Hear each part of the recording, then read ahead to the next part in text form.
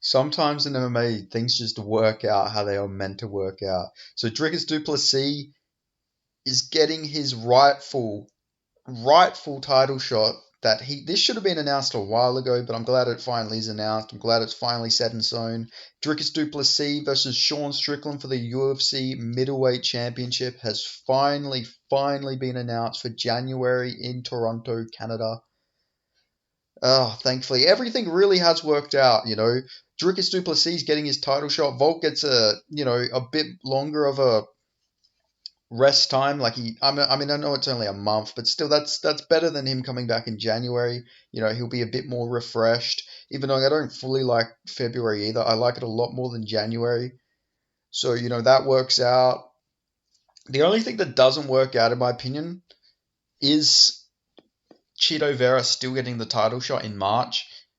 Corey Sandhagen will be ready by then. Like I was all right with O'Malley versus Cheeto under the guise that Corey Sandhagen's out, he's recovering and everything.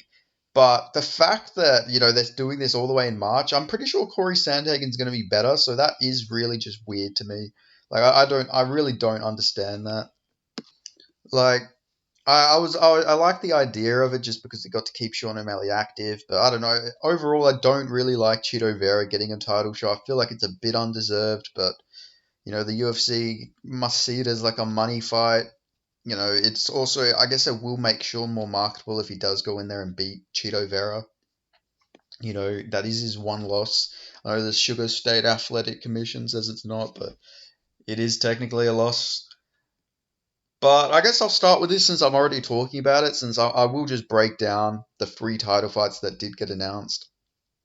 So I just want to say, I think Sean O'Malley is going to win this. I know people say, well, Cheeto Vera beat him in the first fight, and he's a slow starter. He got him out there in the first round. Cheeto Vera never gets finishes in the first round, and he finished Sean O'Malley. But at the same time, man, Sean O'Malley was tooling him up a little bit, if we're being honest. He was landing a lot of shots. One thing I will say, this is still a very, very, very dangerous fight for Sean O'Malley, not just because Cheeto Vera beat him the first time. Very durable fighter is Cheeto Vera. I don't think he's the greatest fighter at all, by any means. Like, skill-wise, I don't think he's that good. But he's so durable and so powerful that even if you just beat the shit out of this guy, you're going to gas out, probably. Like, I could see this fight looking very similar to the Chris Montevo? Was it Chris Montino? Is that how you fucking say the guy's name? Not as in I'm gonna see Sean O'Malley just beat the shit out of him, but I could see him just putting like landing so many strikes and stuff that he maybe even starts to slow down a little bit, where he's like, oh fuck, I'm getting tired. Like, Cheeto's very hittable. Actually, he's not that hittable. Actually, he's got decent defense, but he's very fucking durable. Even if you do hit him, he can just take everything. Even against Corey Sandhagen, he got the shit beat out of him like on the ground, like with ground and pound and everything. And somehow after that fight, Corey Sandhagen was the one coming out more bloodied and bruised. I don't understand it at all, man. I really fucking don't. Makes no sense at all. Like Corey Sandhagen looked like he had been through a war. Cheeto Vera's the one who got fucking, I think, over like 100 significant strikes landed on him. Got elbowed and elbowed, no cuts on his face, no bruising or anything. The guy is Wolverine, literally fucking Wolverine. He just fucking regenerates or something. I don't understand it. The guy just can't take damage. He's got one of the best chins, but I don't know. I just see this fight just being. I just think Sean O'Malley's going to sort of just tool off on him. Maybe we didn't get to see Cheeto Vera in the later rounds against Sean O'Malley. Obviously, Cheeto Vera known for being a slow starter, so maybe he would have put on a great performance there. But he was getting tooled up, like he was getting tooled up a little bit in that first fight. Like Sean O'Malley was landing a lot of good strikes, he was getting off on him. But like I say, Cheeto Vera, very powerful in the later rounds. Maybe he can just clip and chin Sean O'Malley or something like that. But I just see Sean O'Malley just putting on a significant strike record here. Maybe gases. We haven't seen Sean O'Malley in a 5 rounder, so this could be telling. We could learn. We're going to learn a lot about Sean O'Malley, especially as champion. Like maybe he doesn't have 5 round cardio. If he has 5 round cardio and just puts on an amazing performance, then fuck, he's always going to be dangerous in these fights. But it is very worrying. Like a lot of people seem to think that you just leg kick O'Malley and that is his like weakness. But he has taken some leg kicks before, so I don't think that's just going to be oh, that's it, that's set, that's how it goes. But like Cheeto Vera got him with like a perennial nerve kick off his big toe. Like that is not going to happen most times out of 10. Maybe it happens here again. That would be crazy. But I don't know. We're in a weird fucking scenario where like fucking if Cheeto was to go in there and win, he would be one of the most unlikely bantamweight champions after getting fucking destroyed by Corey Sandhagen to just come back, beat Pedro Munoz in a very close fight, very fucking close fight, and then just become champion would be crazy. But we have seen Sean Strickland beat fucking Abbas Magomedov and get a title shots and then become champion. So anything is possible in mixed martial arts. But I do think Sean O'Malley will win this. I just sort of think he's just going to tee off on Cheeto Vera for 5 rounds. Maybe in the later rounds, Cheeto Vera makes a little bit of a comeback, but it's a little bit too late. So I am going to go with Sean O'Malley here, probably by decision. I think he's just going to tee off on him for 5 rounds. Just put a fucking bit of a beating on him, but not get finished. Not get a finish. Like I can't see Sean O'Malley going in there and chinning Marlon Vera. To be honest, he's got one of the greatest chins. Sean O'Malley's very good striker, very powerful, but this is a guy who was taking fucking big bombs from prime John Lineker. He did sort of get dropped in that fight, but not really. They didn't count it. And like that if you're taking fucking bombs from like him, Douglas Silva, Andrade, like all these hard, like Sean O'Malley hits hard, but these guys are like legit fucking power, fucking these guys are legit powerhouses when it comes to power. Like they just sling the big fucking overhands and stuff like that. Obviously not as technical, but they do just have fucking just powerhouse type power. While Sean O'Malley's power is based on his technique. He's a technical, powerful puncher. Like I'm sure he just hits overall hard, but a lot of it's just because of how good his technique and everything is. These other guys are just slinging big shots in Marlon Vera. So maybe, just because O'Malley is so technical, maybe he can just finish him. But I think that Sean O'Malley's going to get this one done by decision. But yeah, makes the least sense out of these fights, but still. And then, I guess I'll talk about Alexander Volkanovski versus Ilia Topuria.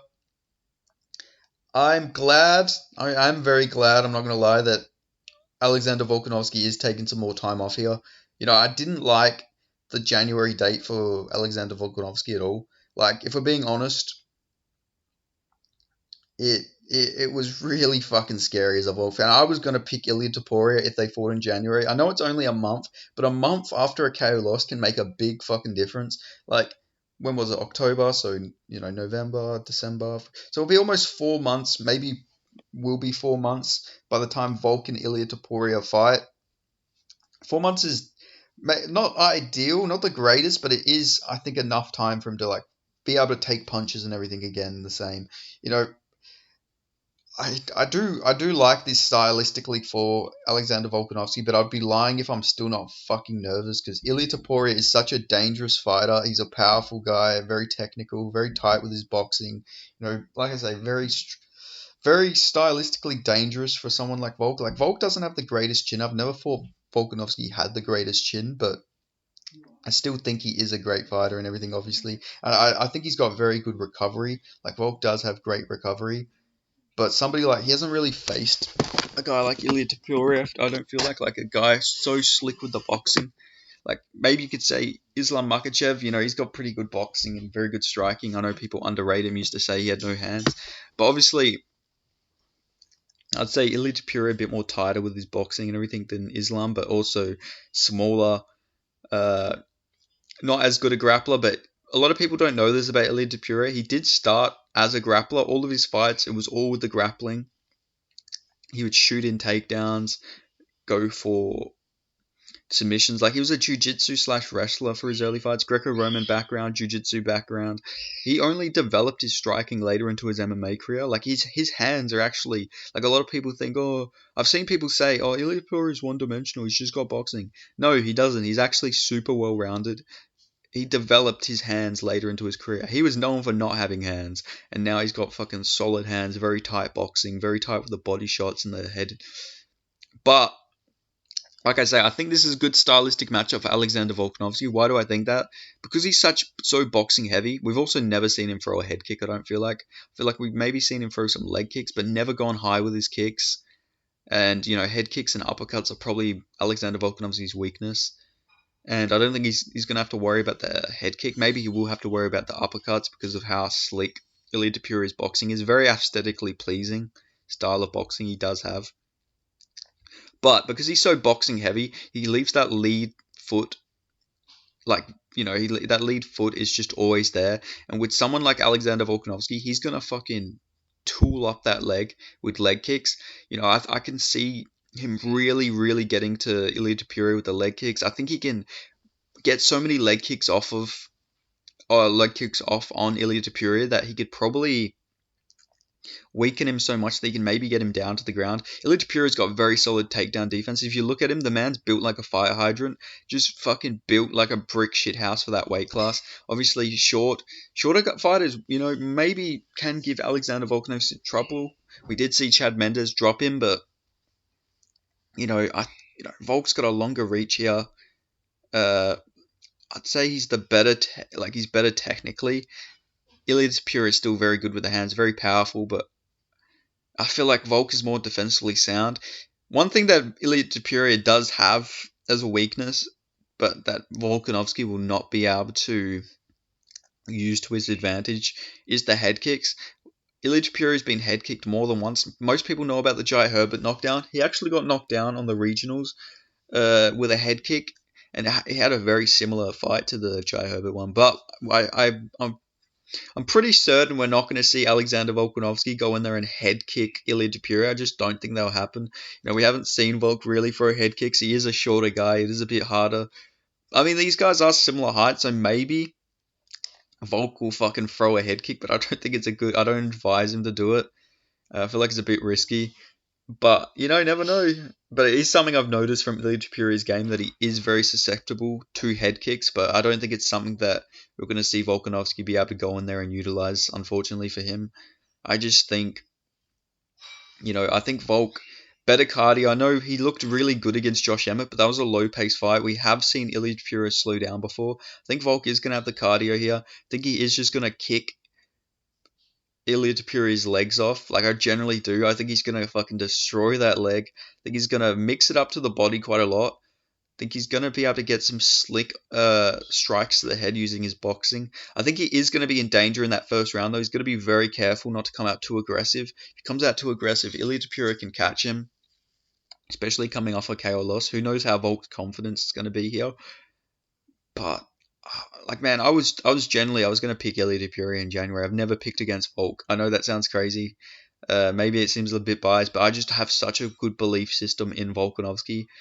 Even though I know last fight it does make it a bit worrying that he did get chin like that, but it was short notice.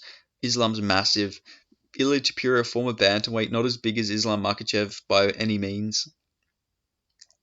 But it is an interesting fight in my opinion. But yeah, I just think that leg being there is just, I think Volk is going to fucking have a field day with that leg. I think Josh Emmett started to throw some leg kicks later into that fight, if I'm remembering correctly. And, if he utilized that earlier, maybe the fight would have been a bit more competitive. But, he did just beat up Josh Emmett. But Josh Emmett, I know this is crazy to say, the guy is a ranked featherweight fighter, but he's not that good. Like, technically, on a technical scale, he's not that good. He's very powerful, but I just mean skill-wise. He's not very good. He doesn't really have anything but a big overhand. He's got a wrestling background he doesn't utilize. He literally just has an overhand. Like, that's all we ever see him throw is a big, wild overhand. Like, that can only get you so far, and we've seen it, But I feel like Yair Rodriguez beat Josh Emmett better than Ilia Topuria did. Obviously, in the grand scheme of things, that doesn't really matter at all. Like, MMA math doesn't work, but I just feel like you should be finishing Josh Emmett in like a performance like that. Like, look at Jeremy Stevens, goes out and fucking flatline KOs Josh Emmett. Yair Rodriguez fucking tees off on him and subs him. Like, I just feel like I know it was a very good performance from Ilya Tapiri. Don't get me wrong. Not the highest pace fight though, so I'm not going to say that Ilya Tapiri does have some great cardio just because of that performance. It wasn't the highest pace. Like Josh Emmett didn't really put it on him or anything. It was sort of just it was dictated at Ilya Tapiri's pace, so that's why he really just had a field day in there. But I feel like Alexander Volkanovski is going to be pressuring a lot more. He's going to fight at a higher pace. We have seen Ilya Tapiri slow down a bit, and I can sort of see that happening here. I think Volk's going to pressure. He's going to put on a pretty high pace here, kick out the leg. He's going to watch out for them big shots. Maybe mix in some grappling, add in some body attacks because he does. Alexander Volkanovski's got some great cardio. I'm sure he's going to go in there and utilize that Ilya Tapiri does slow down a bit. So he will probably mix up to that body quite a bit, maybe against the fence, clinch up, and then just, unload in the clinch to the body, throw them leg kicks off the break. Or maybe not off the break. That might be a bit dangerous, actually. He doesn't want to be too close. Probably elbow off the break. Sorry, that's probably what I should have said. He'll probably get them leg kicks going and he's very tricky with his leg kicks. I can just see him mixing them in there very smart. Not leaving his chin open, not throwing them naked. If he throws them naked, he could get caught with something. But I think he'll mix up body attacks in the clinch, elbow off the break, probably catch Ilya Tapiri a few times, and I think Ilya Tapiri is very tough, but I'm going to go 4th round TKO for Alexander Volkanovski. I think eventually he will break Ilya Tapiri. He is a very tough guy. He came back from that fucking flash head kick from Jai Herbert, and he was fighting the whole time. So he's a very tough guy. I don't just think he's a guy who's going to get broken in there. I have my doubts that Volk will just immediately break Ilya Tapiri. I feel like he will have to give him a bit of a fight. Ilya Tapiri is mentally very tough, I feel like. Coming back from getting head kick KO'd more than once and, coming back to win the fight does show this guy's got mental toughness. He has shown that he can take damage and still go on to win fights. So I feel like Volk's going to win, but he's going to be in for a fight here. I don't think Ilya Tapiri is going to go easy, but I still, like I say, I do think Alexander Volkanovski will go in there, get that 4th round TKO. But yeah, it's still very worrying, especially this is still 4 months after that Islam Makhachev fight. That is still very worrying. And, and also if Ilya Tapiri wins, so many people are going to take that victory away from him because of that Islam Makhachev loss. So it's this is really it's pretty shit, man. I really wish Volk didn't take that Islam fight. It should have been fucking Gamrot. But anyway, I'm going to go with Volk here, but I am worried. I am generally fucking scared for him here. Ilya Tapiri, very hard hitter, very tight with the boxing, but I just don't think Volk. I just feel like stylistically, it's still a very good matchup for Alexander Volkanovski here. And boxing heavy, leaves that lead leg so open. I can just see him destroying that leg. And putting on a really good performance here, but just it's very dangerous. He's got to be careful of the power shots, but I'm gonna go with Volkanovski here. And then, like I mentioned earlier in the video, the fight that should have been made ages and ages ago, the fight that made the most sense, the one Dana White was fucking so hesitant to book, it's finally happening. Dricus Du Plessis versus Sean Strickland in January in Toronto. So yeah, very, very.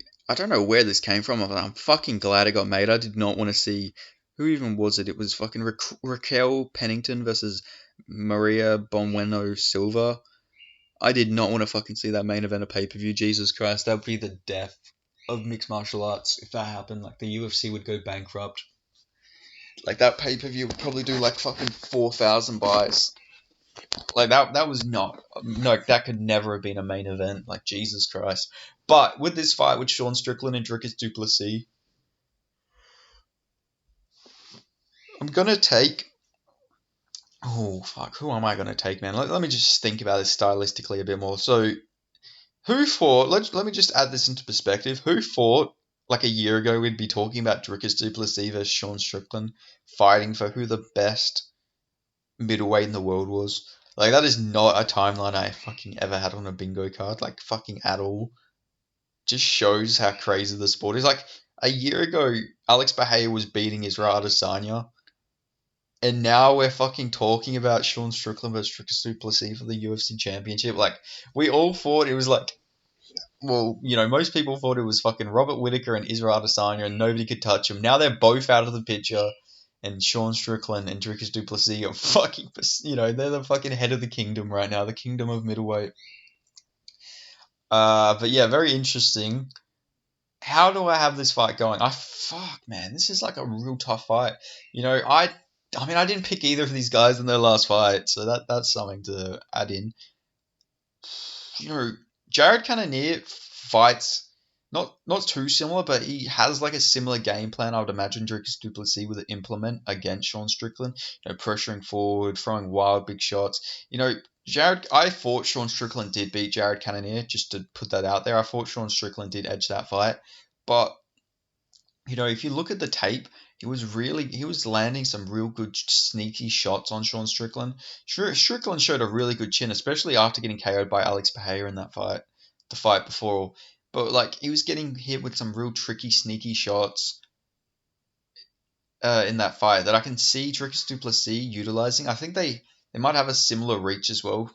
Actually, no, I think Dricus and Strickland have the exact same reach, 76-inch reach. I think Cannonier's 77. Not like a big deal by any means. But I can see Dricus maybe landing some real tricky shots, landing some good leg kicks as well. Like, a lot of people say that Dricus just fights like a drunk guy, fights real wild, but he's not very technical, doesn't fight with IQ or anything like that. But he actually is a very, very smart fighter. Like, he utilized a lot against Robert Whittaker that the people in the past have used against Robert Whittaker. Like, he fought very, very smart in that fight. Like, he utilized a lot of techniques. Off the top of my head, I can't even remember what it was. I think it was just like, it was one of them like perfectly timed jabs or something like that. It was just, I remember him using a lot of stuff in his fight. It's been a while that like Cannonier had success against Whittaker with, like, I think a lot of the time, if Cannonier's having success, you got to also imagine Dricus Du Plessis is going to have success. I know they don't fight like the most similar, but they do utilize sort of similar game plans. But obviously, style-wise, they fight very different. Like Dricus Du Plessis, nobody on fucking planet Earth fights like Dricus Du Plessis, like, at all. But Dricus Du Plessis does just chat his way to victory. And maybe he can just chat his way to victory here against Sean Strickland. Like, Sean Strickland always pressures fighters. He's just constantly in your face. Maybe Dricus Du Plessis can just fuck off and just like swing forward like a fucking madman and maybe catch him. Like, I just see him going in there fucking wild with Sean Strickland, like going fucking toe to toe with him. Like, because Dricus Du Plessis doesn't back up. Neither of these guys back up. They're both constantly in each other's faces. If I do think someone is going to back up, maybe it will be Dricus Du Plessis, just because in the first round he is sort of a slow starter. Takes a bit for him to get his timing and everything together. He's a bit jittery in the first round. Maybe he's overcame that, because in the Robert Whittaker fight, he clearly won that first round, and even against Darren Till, he clearly just destroyed fucking Darren Till. But at the same time, we've seen Dricus Du Plessis lose the first round to Derek Brunson, arguably, got fucking mounted. And then obviously in his other fights, like against Trevin Giles, even against Marcus Perez, that's it, the Joker. The guy always wears the fucking Joker shit. Dricus was like losing them first round. I think he KO'd Marcos Perez in the first round, but he was down in that fight.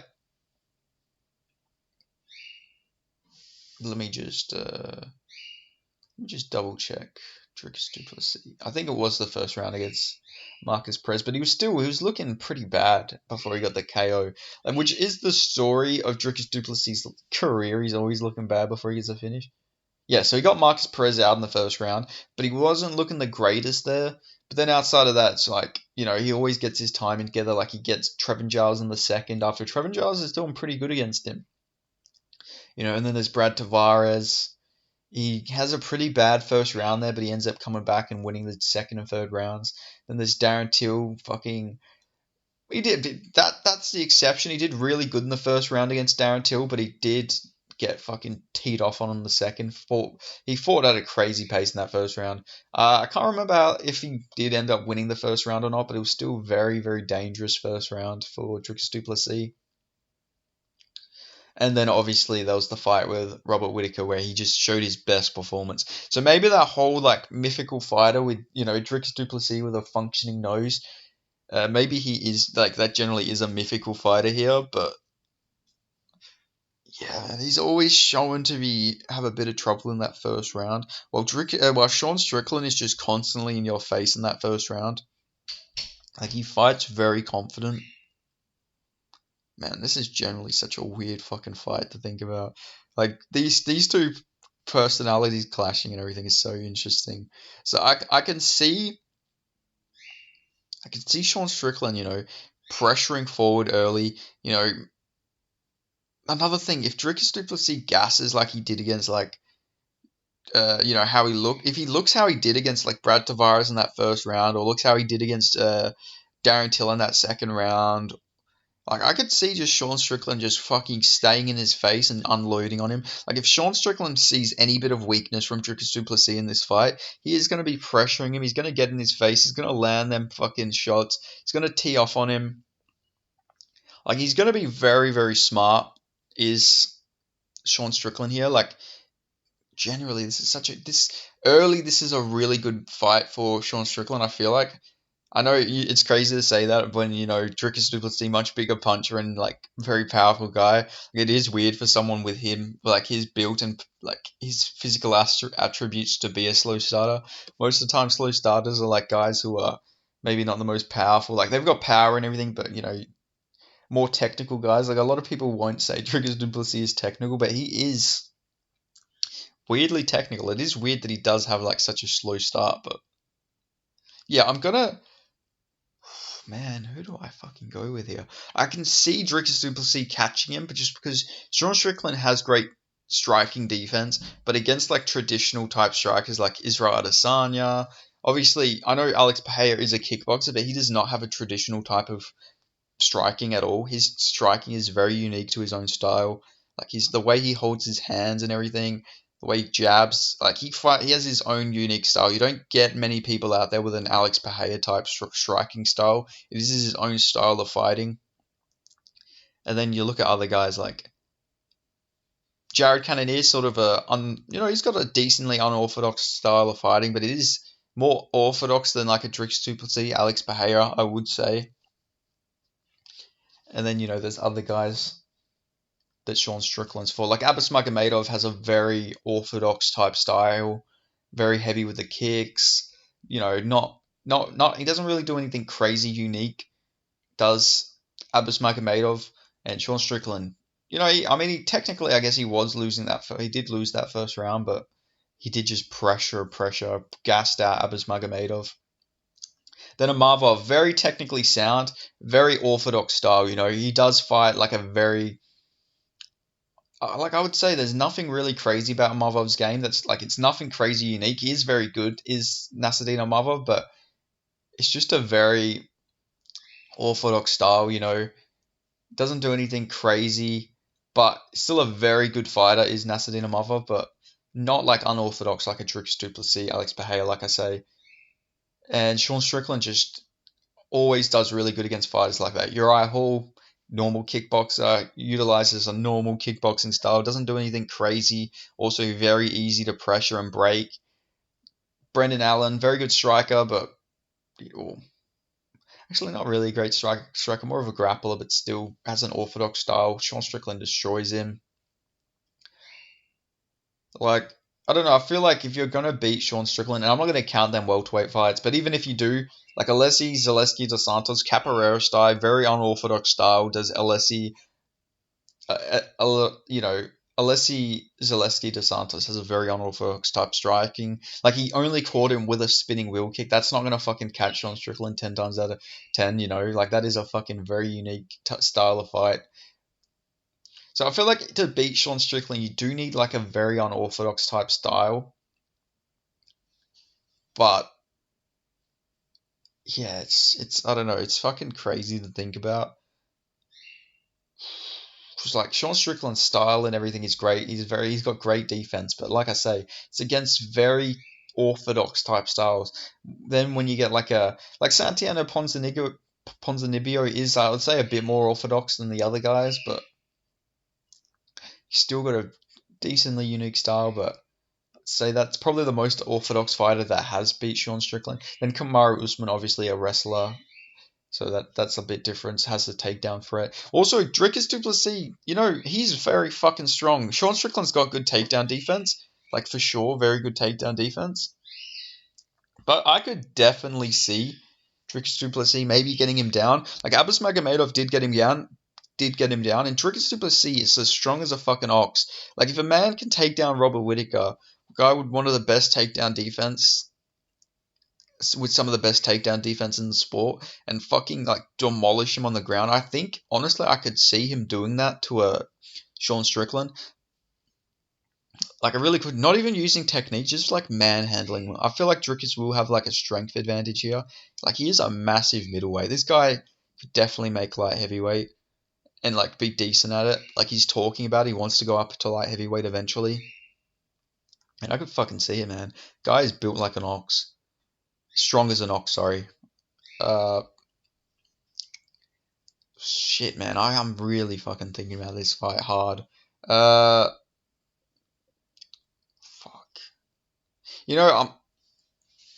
I think, honestly, I'm gonna have to go. Oh my god, man. This is like generally such a hard fight to predict. This isn't gonna be my like full-on prediction. I think I'll probably change a couple times before we get to the fight. But fuck. I'm gonna go with Sean Strickland, I think. Yeah, I'm gonna have to go with Sean Strickland, I feel like. Just at the moment, this could definitely change. I'll watch some more tape before the fight actually happens, obviously. Wow, 2 months away as well. Holy fuck, that's gonna come up real fast. But I think I'm gonna have to go with Sean Strickland here. Maybe the whole fixing his nose thing is generally true, and we're gonna see Dricus have like 5 rounds of cardio. But I just think I can see Sean Strickland's like pressure style really getting to Dricus Du Plessis. Obviously, he doesn't need as much space as like an Israel Adesanya does. Like in this fight to get the fight. Oh, fuck. Maybe I'm gonna go with Dricus. This is generally one of the hardest fights to predict, in my opinion. Like I generally don't know how this fight's gonna go. I was just thinking about it. I can see Dricus getting pressured by Sean Strickland, but then he could just like land that fucking big shot like he did to Trevin Giles. Like that is a huge possibility in this fight, man. That is actually a big possibility. I could generally see that happening.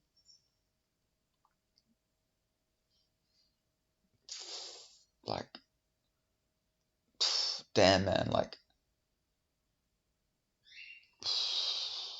let me think about this. Like, even if he does pressure Dricus Du Plessis, get in his face and everything, like Dricus just has that lights off power, and he's not gonna fight scared. Like I'm not, I don't want to shit on Israel Adesanya. Not scared, but he's more than just a counter striker. He's an offensive striker. Is Dricus Du Plessis? So even if he's getting pressured and hit, he's still gonna be coming forward, going for big shots, and he's gonna always be a constant threat. Unlike Israel Adesanya, who sort of just gives up.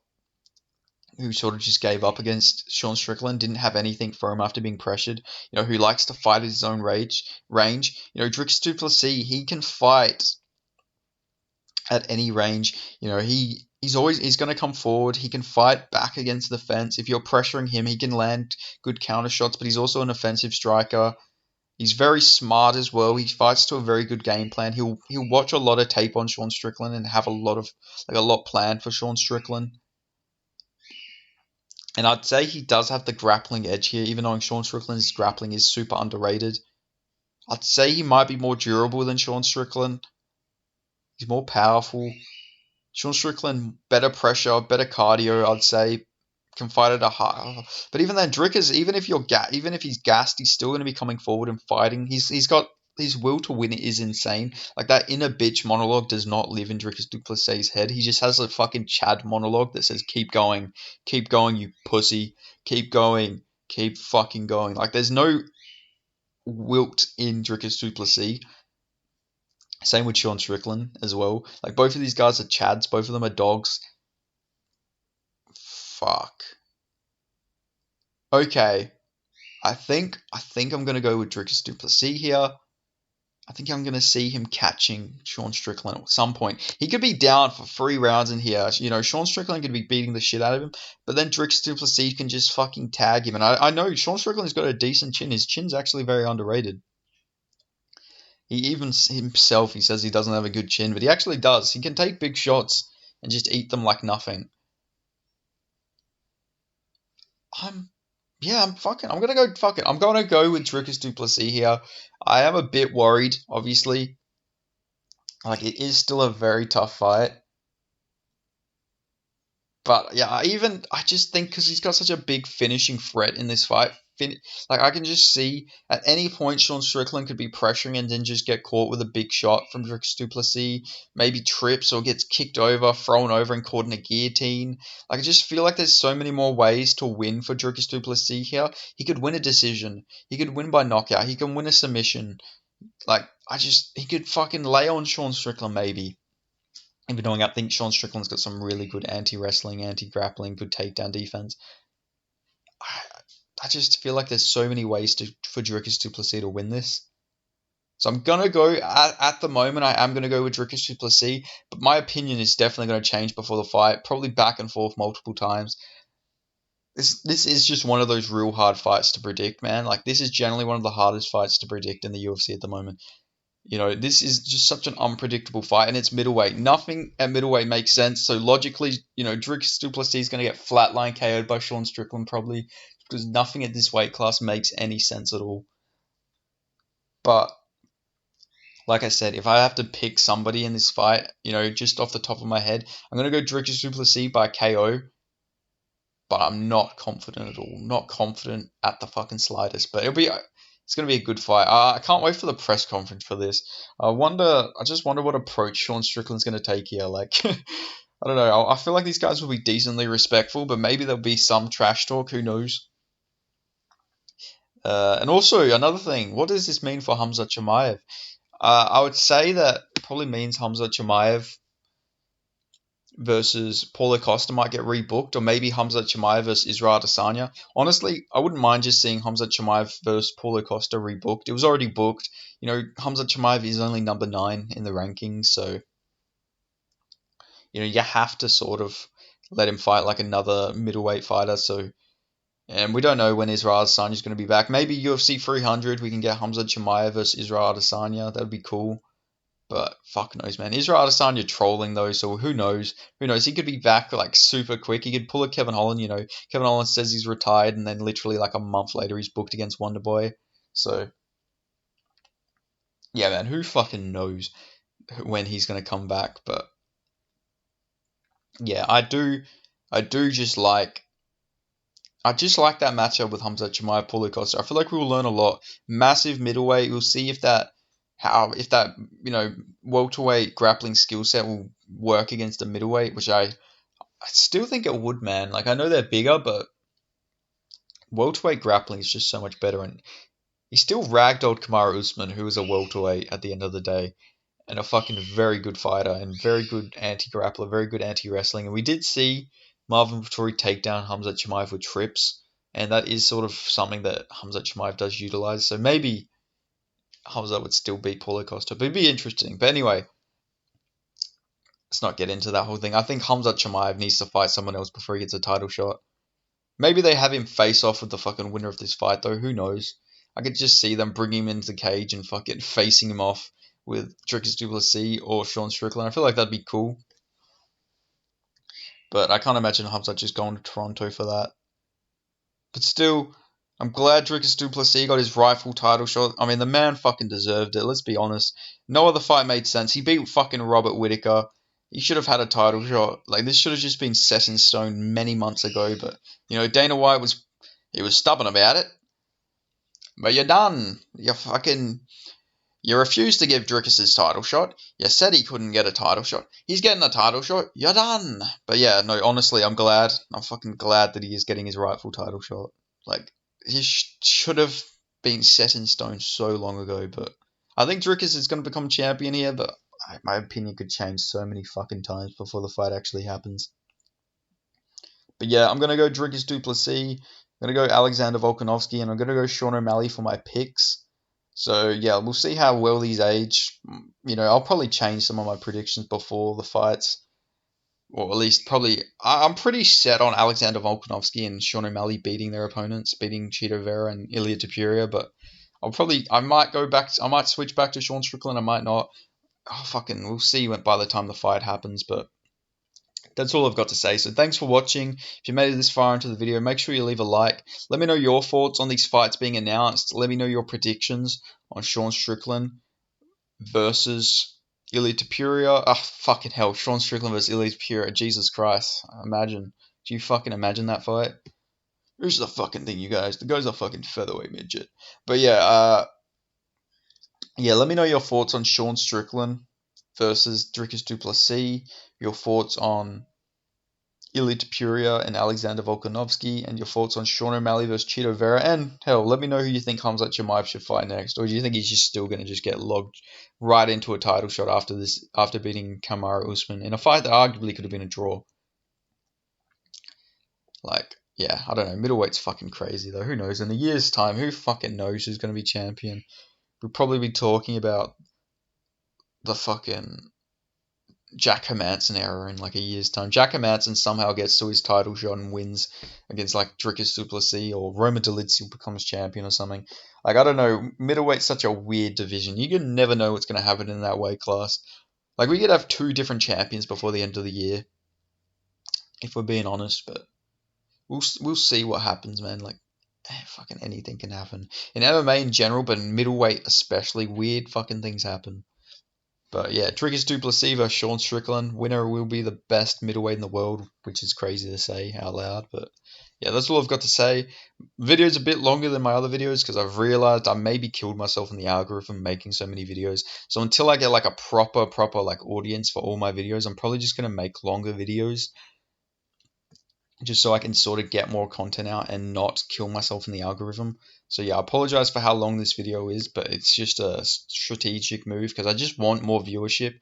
And then eventually, once I can get like, thousands on just individual videos, like, then I'll just make as much content as I was like before. But it's just so hard to make constant content when I'm getting murdered in the algorithm for doing it. Like, my view count's gone down so much, man. So yeah, I've realized that it's probably just smarter for me if I just do this, just make longer videos, and then then upload some shorts during the day as well.